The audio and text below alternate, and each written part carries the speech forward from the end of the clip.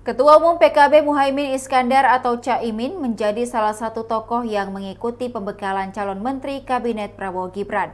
Hal ini mengundang perhatian dari publik karena Caimin sebelumnya berbeda kubu dengan Prabowo saat Pilpres 2024. Ketua Harian PKB Syafiah Asfar mengungkap alasan Caimin bersedia menjadi menteri di pemerintahan Prabowo. Ia menyebut Caimin ingin membantu Prabowo menyelesaikan berbagai persoalan ekonomi dan sosial di masyarakat. Syafiah menjelaskan persoalan ekonomi terasa semakin berat karena banyaknya masyarakat kelas menengah yang turun ke kelas bawah. Kemudian masalah sosial yang terjadi adalah maraknya perundungan dan kekerasan seksual. Syafiah mengapresiasi langkah Prabowo mengajak PKB bekerja sama untuk mengatasi persoalan-persoalan tersebut. Adapun pembekalan calon menteri digelar di kediaman Prabowo di Hambalang, Bogor, Jawa Barat selama 2 hari mulai Rabu hingga Kamis. Caimin juga sebelumnya telah memenuhi panggilan Prabowo di Jakarta bersama puluhan calon menteri lainnya.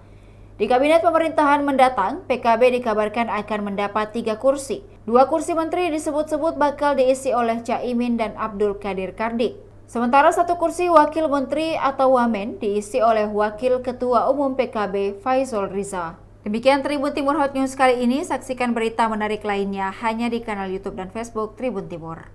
Download Tribun X sekarang. Menghadirkan lokal menjadi Indonesia.